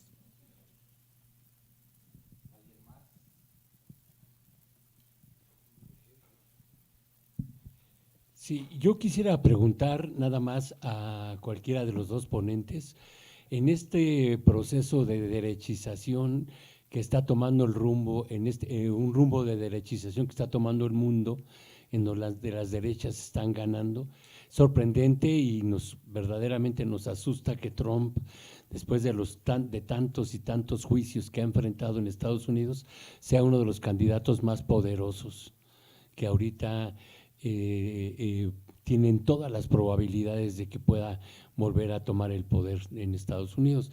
Entonces, después de esto, yo lo que quisiera saber es, preguntar es, ¿hay una crisis política global de los partidos políticos en el sentido en que ya no representan a nadie? ¿Hay sociedades que se están reconociendo en ellos? ¿Realmente en México la gente obedece, entiende el proyecto político de los dos frentes que hoy compiten por la presidencia? ¿O solamente es a los empresarios los que están atentos para poder ver cuál de los dos es el que mejor les beneficia? Una de las cosas que presume mucho Andrés Manuel López Obrador es que quien más salió ganando durante su sexenio son los bancos y los empresarios. Los bancos y los empresarios son quienes salieron muy beneficiados, al grado que la candidata Sheinbaum les preguntó qué tal les fue a los bancos en este sexenio. ¿Verdad que bien? ¿Verdad que bien? Entonces yo preguntaría, ¿es realmente los jóvenes en esta universidad se reconocen en alguno de estos dos frentes? O sea, ¿realmente entendemos qué significa cuando ya se ha deslavado o prácticamente desaparecido esa distancia, esa diferencia que había entre derecha e izquierda? O sea, derecha e izquierda. Hoy hablar de derecha, o sea, yo no puedo decir que Morena sea de izquierda, pero tampoco puedo decir que la derecha ahora sea una derecha democrática, ¿no? Entonces, tengo mis dudas en ese sentido. La otra pregunta que diría yo es, este proceso de derechización en el que la sociedad se va agotando y va poniendo los simientes para la derechización próxima que se pueda, que pueda tener como resultado este proceso, es ¿qué pasa? No es un elemento fundamental para la derechización, para el autoritarismo de gobiernos dictatoriales, el ejército. O sea, el ejército lo tenemos hoy en este sexenio, lo tenemos presente hasta en la sopa. Está todos los días en cualquier acción, en cualquier tarea que la sociedad demanda, incluso como una amenaza también, como una amenaza de lo que puede hacer. Es muy fácil darle a los militares, darles todo. Lo difícil va a ser quitárselos. Lo difícil, como prometen ahí otros candidatos, es retirarlos de nueva cuenta a los cuarteles. O sea, y hay muchos efectos en los que se podría esperar. Yo verdaderamente no sé qué hace el Verde, como lo comentábamos, el Verde y el PT con Morena. No sé, la compañera Esperanza nos acaba de hacer nos mostró, ¿no?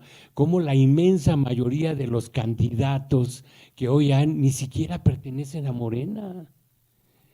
No son de Morena, son del PRI y del PRD. Eso va a llevar a una crisis interna a ese partido que no es partido, que todavía se siguen jactando de que son un movimiento. Entonces, yo tengo mucho, o sea, estas elecciones nos están dejando muchas dudas, estamos bailando en la loquera, ¿no? No lo alcanzamos a entender. Y también quisiera recordar que el ejemplo que puso el compañero es muy interesante sobre el tema de los discapacitados, pero también, porque puso un ejemplo nada más, pero también creo que él sabe y podría habernoslo comentado, que hay una cantidad de enfermos de VIH dentro del movimiento LGBT, ¿sí?, que no tienen los medicamentos necesarios ni los tratamientos que deberían de tener, ¿no?, para reivindicar ese derecho a la diferencia y la dignidad humana. También tenemos que reivindicar y saber, por ejemplo, el papel de los migrantes, ¿no? El papel de los migrantes aquí en México carecen de derechos, no se les está otorgando ningún derecho. Tan es así que el encargado de migración, que fue el responsable directo de que 42 migrantes fueran encerrados en una estación, sí, los quemaran vivos. El hecho es de que un montón de migrantes son desaparecidos todos los días. El hecho es que las mujeres migrantes tienen que estar cargando con anticonceptivos porque son violentadas sexualmente todo el tiempo. Y en México no hay una política seria para ello. Hay dos caras, una cara buena y una cara mala. La cara mala es meramente propaganda y la cara buena es la verdadera, que estamos sirviéndole y haciéndole el trabajo a los Estados Unidos. Pero mi comentario final, yo la verdad es que ya perdí la ruta, ya no sé ni quién, ni por qué, ni cómo, ni qué lenguaje poder expresar para poder interpretar esta realidad política que vive México. Gracias. Voy a leer la pregunta que nos mandaron por internet para darles espacio para… No sé ni cómo contestar Muchas gracias. Es una pregunta tanto para Mario como para Esperanza. Para Mario es de Amir García. Voy a tratar de interpretar la pregunta. ya cuando se interpreta la pregunta hay problemas. Mario, la coalición PRIAN-PRD parece ambigua, pero ¿tiene un discurso propiamente antiderecho o no? ¿Qué dirías? Y para Esperanza Palma, ¿consideras usted que veremos más o menos heterogeneidad en esta elección respecto a 2018? Heterogeneidad. Bueno, esas son las preguntas y pues ahora sí les cedo la palabra para que respondan a los comentarios del público. ¿No quieres empezar? Bueno, tú te cuelgas de lo que… No, muchas gracias por los comentarios, por las preguntas. La verdad no sé si voy a poder responder, se los digo con franqueza, porque creo que están planteando, a ver, como temas y problemas muy diversos. El que tiene que ver con las culturas políticas de liderazgos, ¿no? Y de partidos políticos. A ver, voy a tratar de contestar como politóloga y no con pasión en relación a esto. A ver, ¿por qué digo esto? Porque sí vemos mucho pragmatismo, efectivamente, ¿no? O sea, esos datos que les presenté de todas las candidaturas de Morena a la gubernatura desde que ganaron la presidencia, pues el 80% vienen del PRI, pues digamos, sí te indica que obviamente hay un altísimo nivel y una estrategia muy pragmática por parte del partido en el gobierno. Ahora, yo no lo juzgaría, porque como dije, es un partido nuevo, en realidad. Es un partido que se fundó en 2014, su primera elección es en 2015, y como las mismas y los mismos morenistas a los que he podido entrevistar me han dicho, pues no tienen una estructura, porque una estructura partidista requiere como años, ¿no? Trayectorias, requiere reclutamiento, requiere de una escuela de cuadros, que bueno, sí tiene escuela de cuadros. Digamos, no es algo fácil de construirse. Ganaron rápidamente porque se anclaron en la crisis de los otros partidos. O sea, el sexenio de Peña Nieto acabó de manera catastrófica con una crisis de seguridad, de derechos humanos, los partidos tradicionales estaban muy desprestigiados y esa fue la base que le permitió a Morena ganar rápidamente, ¿no? Y ganar en muchos espacios, aunque como indiqué, no en todos, no es un partido predominante. Bueno, entonces, el pragmatismo yo lo entiendo como, aunque tú no lo dijiste como pragmatismo, ¿no? Sino como el chapulineo y todo esto. Bueno, pero este pragmatismo y este traspaso de liderazgos me parece que es un proceso relativamente lógico en este cambio del sistema de partidos que estamos presenciando, ¿no? Y en esta intención que tiene Morena, obviamente, pues por crecer electoralmente y ganar elecciones. No lo estoy justificando, pero digamos que creo que eso es lo que estamos viendo. Ahora, ¿tienen nuevas culturas en este proceso de cambio los partidos políticos y las líderes? Bueno, no sé. A ver, yo creo que ahí tenemos distintas capas de liderazgos, ¿no? Hay líderes que vienen del viejo régimen, no me estoy refiriendo al sistema de la transición, me estoy refiriendo al anterior, de la etapa hegemónica, porque todavía tenemos, y ya hay personajes de esa etapa que están en Morena, como Bartlett, y otros supongo que todavía están en el PRI, aunque el PRI se está deshaciendo realmente. Sí, bueno, pero tenemos ese tipo de liderazgos. Bueno, el propio López Obrador viene de esa otra etapa del sistema de partidos, él era priista. Él todavía era priista en el 88, de hecho, ¿no? Cuando Cárdenas se sale del PRI, pero también tenemos otros liderazgos que como que se formaron durante la transición y que se están formando en estos nuevos procesos. Y yo les voy a decir algo que a lo mejor les parece medio chocante. A ver, las dos candidatas que tenemos a la presidencia les pueden caer bien, les puede parecer más o menos habilidosas políticamente, lo que sea, pero no son candidatas que vengan del antiguo régimen. O sea, son ya de una generación de nuestro proceso de transición a la democracia, ¿sí? Entonces, lo que puedo decirte es, pues bueno, sí, pues hay otros liderazgos diferentes a esos antiguos y digamos, son distintas en términos de cultura política. Bueno, eso tiene que ver también con procesos dentro de sus frentes electorales que son muy complicados, por supuesto, porque son multicolor y tienen que ver con las tradiciones de sus partidos y sus propias trayectorias, pero me parece que hay distintos liderazgos y que tenemos como que analizar eso, ¿no? Ahora, son distintos en materias de derechos humanos, o sea, han aprendido algo estas nuevas generaciones, aunque sean viejos de edad, pero digamos, nuevas generaciones de líderes en materia de derechos humanos y en materia de paridad. Yo que estudio también temas relacionados con representación paritaria, podría decir que al menos tienen que comprometerse con ciertos principios, no sé si se los crean o no, pero eso como politóloga, la verdad, no me interesa mucho. Se tienen que comprometer explícitamente con la paridad, con los derechos humanos. O sea, hay cosas con las que ya no pueden abiertamente estar en contra porque simplemente ya no lo permite este nuevo marco, digamos, de debate político, ¿no? Bueno, eso puedo decir. Ahora, por otro lado, bueno, obviamente hay muchas cosas que discutir ahí. Yo creo que sí hay muchos elementos en este proceso de cambio del sistema de partidos que se han descompuesto. Creo que tenemos una deliberación muy pobre, eso lo vemos en el Congreso. Lo que vemos son, la verdad, una cantidad espectacular de descalificaciones y de decisiones tomadas de manera apresurada, como la que usted mencionó, que tú mencionaste, perdón, no sé por qué te hablo de usted, esto del espacio que acaban de aprobar. Yo lo vi rápidamente hoy, eso va en contra de acuerdos internacionales.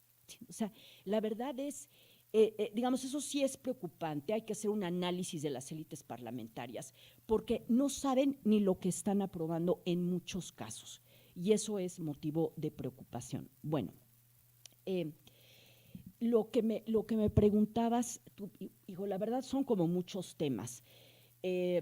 Si hay una crisis de los partidos, si la gente joven se identifica y entiende lo que son estos proyectos que están en disputa, suponiendo que de veras hay 2 proyectos en disputa, eso está por analizarse. Tuvieron varias sesiones antes, no estuve en las sesiones, pero bueno, no sé pues qué habrán concluido. De ahí la gente realmente está entendiendo estos proyectos. Pues yo te diría, pues hay gente informada que sí entenderá y verá los debates. Es un porcentaje muy bajo, por cierto, el que ve los debates, pero verán los debates, leerán el periódico y se informarán. La gente joven típicamente es la que está menos interesada en los partidos políticos.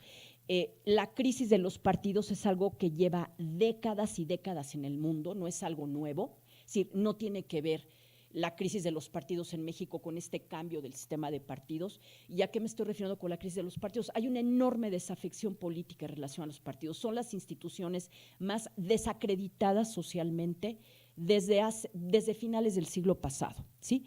Esto pasa prácticamente en todos los países. Hay excepciones, pero bueno, México no es la excepción, ¿sí? La gente no cree en los partidos. Entonces, bueno, eso ya nos da una idea de si les interesan o no estas elecciones y saben qué es lo que están proponiendo esos partidos políticos. Mi impresión es que no, van a votar por otras cosas. Ayer hubo una exposición sobre, ya le doy la palabra, Mario, hubo una exposición sobre tendencias electorales, no intención del voto, que por cierto tenía un error porque no hablaba de los y las indecisas, y eso hay que incluirlo cuando se hacen esas proyecciones. Sí, porque si hay un 15% de gente indecisa, nada más tomen en cuenta quienes están aquí que eso va a cambiar al final el resultado electoral y eso debería incluirse en los cálculos y las proyecciones de la intención del voto. Pero en fin, lo que estaba planteando ayer quien presentó estas tendencias electorales es que un factor que es fundamental para decidir el voto, y eso lo sabemos desde el 2018 y en 2021 lo ratificamos con encuestas de opinión, el factor es apruebas o no apruebas al presidente de la República. Entonces, la aprobación a López Obrador es fundamental para votar por Morena o votar por la oposición si lo desapruebas. Eso no tiene que ver ni con la evaluación de lo que ha hecho el gobierno, ni con la evaluación de las ofertas de campaña. Es una cosa meramente afectiva, ¿sí? Es una identificación afectiva, esa está analizada, se puede medir, y eso es lo que está ocurriendo en México. Entonces, yo no creo que los programas y las propuestas, la verdad, vayan a importar mucho en este contexto. Lo que importan son cosas más afectivas. Muchas gracias. Gracias, pues muy rápido porque son preguntas muy, muy interesantes. Yo poco continuando lo que decía Esperanza, yo me enteré ayer en redes sociales, en Twitter o en X ahora, de esta iniciativa de voto ciego, no sé si la han visto, que es una plataforma donde colocan las propuestas de las candidatas y el candidato, entonces uno va seleccionando pero en ciego, es decir, no sabemos quién propuso tal o cual cosa en educación, salud, tal, entonces lo que hacemos es ir seleccionando lo que sea más afín a lo que nosotros pensamos. Entonces, varios ejercicios hacían que una persona que se definía de izquierda, pues acabara votando por la coalición de oposición o al revés, o a lo mejor acababan votando por Movimiento Ciudadano. Pero como bien decía Esperanza, pues realmente las propuestas, uno puede proponer cualquier cantidad de cosas, ¿no? Inviables, bajar, subir la edad de jubilación, como decíamos en algún momento, dar agua, aunque no haya agua que repartir, ¿no? Ahora, yo creo que el tema con esto que planteaba el compañero sobre lo que nos, digo, yo igual me siento como el compañero muy perdido respecto del norte político, ¿no? ¿Dónde está la derecha y dónde está la izquierda? A mí me gusta pensar un poco como hacen estos sociólogos franceses, Christian Laval y Pierre Dardot, que quizá hoy los proyectos de izquierda y de derecha sean más reconocibles por su orientación, la izquierda, en torno a la reivindicación de lo común, ¿no? Y la derecha por su orientación en torno a la reivindicación de lo privado. Creo que quizá eso es algo que hace más sentido a nuestro marco sociológico.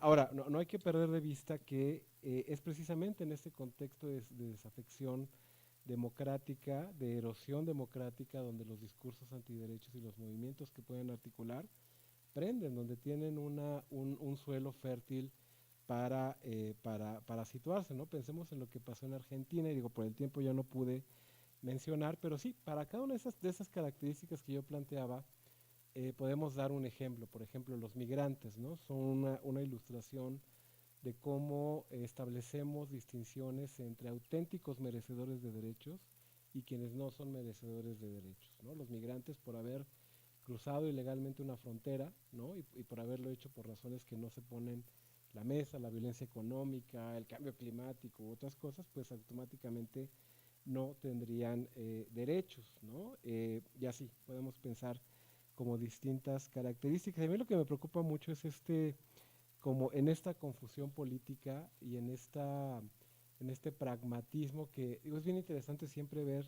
las estadísticas que nos trae Esperanza y el análisis, porque como bien decías, ¿no? O sea, no es nada extraño estas coaliciones. Quizá lo que ahora es extraño es pues esta confusión ideológica, ¿no? Donde ya no hay como polos reconocibles como hace algunos años, ¿no? Porque, digo, la propia transición pues partía de ese proceso de poder identificar posiciones de derecha democrática, ilustrada, e izquierda más orientada a lo social. Pero bueno, lo que es muy preocupante es esto, como los movimientos y discursos antiderechos, situándose en esta coyuntura, pues apelan a la posverdad y a presentarse como mártires, ¿no? Cada que Agustín Laje, que es un personaje que ha pretendido denunciar toda la conspiración que la izquierda avanza para acabar, para volver transexuales a los niños y para acabar con la humanidad, según Agustín Laje, siempre que viene a México dice, me invitaron a la UAM, por ejemplo, y nunca lo han invitado, por supuesto.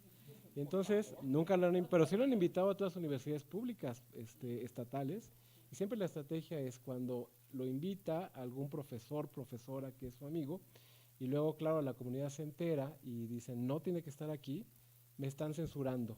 Como soy un disidente, como soy un revolucionario, me están censurando porque el poder no quiere que yo diga la verdad sobre los derechos que son conjuras, como decía, de todo tipo, sionistas, comunistas, de un montón, de un amasijo ideológico muy, muy importante. Solamente una cosa más, yo siempre digo que, y aquí mis alumnos ya se saben esta cantaleta mía, yo digo que los dos grandes problemas para esta generación son el cambio climático y la posverdad, ¿no? Y ambos tienen que ver con una necesidad de reivindicar derechos, el derecho al medio ambiente sano, el derecho a la libertad de información, a la educación, y ambos temas están hoy cruzados por los movimientos antiderechos. Solamente diría una cosa en relación con lo que decía el compañero, una cosa más y ya, ahora sí me... Ah, bueno, y nada más lo que decía David rápido. Dos cosas voy a decir rápido, un minuto, prometo. Un minuto y ya. Esto que decía sobre los medicamentos, ¿no? Sobre el tema del VIH, que bueno, sí hay desabasto y tal, pero a mí se me hacía muy curioso cómo quizá este tema del VIH, con todo lo precario que es más o menos visible. Hay otros temas de medicamentos que no están visibles. Por ejemplo, vuelvo sobre el tema de las adicciones, ¿no? Esta idea de que las personas son adictas porque son viciosas y porque les gusta la vida fácil, pues en realidad no es tan sencillo. Hay condiciones de salud mental, discapacidades psicosociales que inclinan a las personas a consumir este tipo de sustancias. Y cuando se prohibió el fentanilo, y se prohibieron una serie más de medicamentos vinculados con la producción de drogas químicas.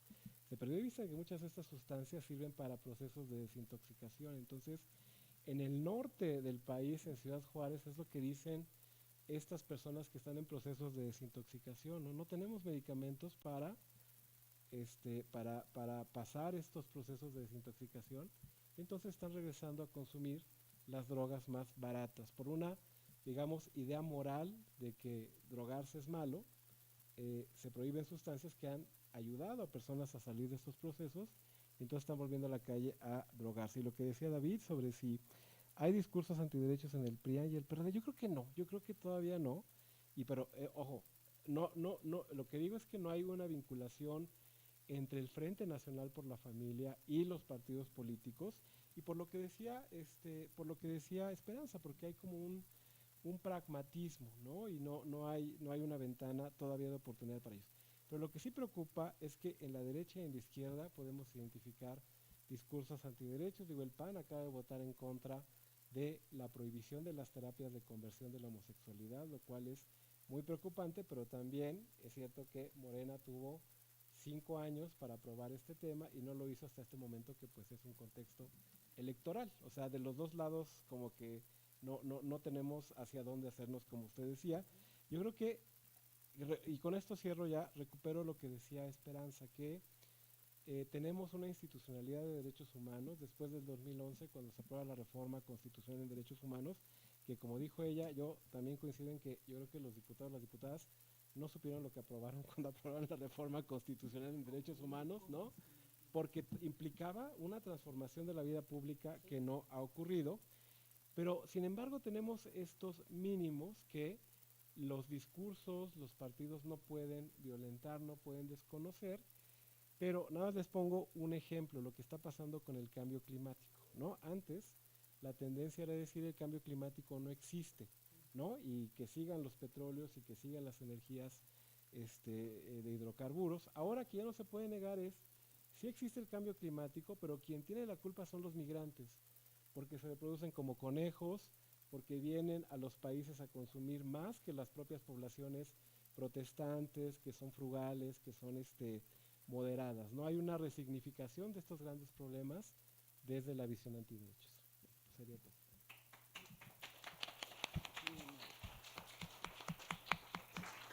Bueno, pues muchas gracias a Esperanza y a Mario. Y pues con esto, pues cerramos este ciclo de conferencias del Seminario Café Debate. En serio que les agradezco mucho a todas las ponentes y a todos los ponentes, al público asistente, y voy a aprovechar que llegó aquí a escondidas el jefe de departamento, Carlos Alberto Ríos Gordillo, para que pueda hacer la clausura oficial del evento, nada más diciendo la hora y que esto se ha terminado. Carlos, muchas gracias por estar aquí.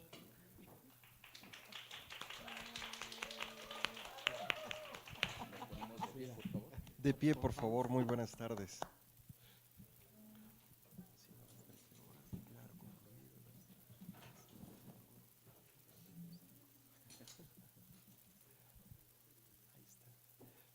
Pues muy buenas tardes a todas y a todos.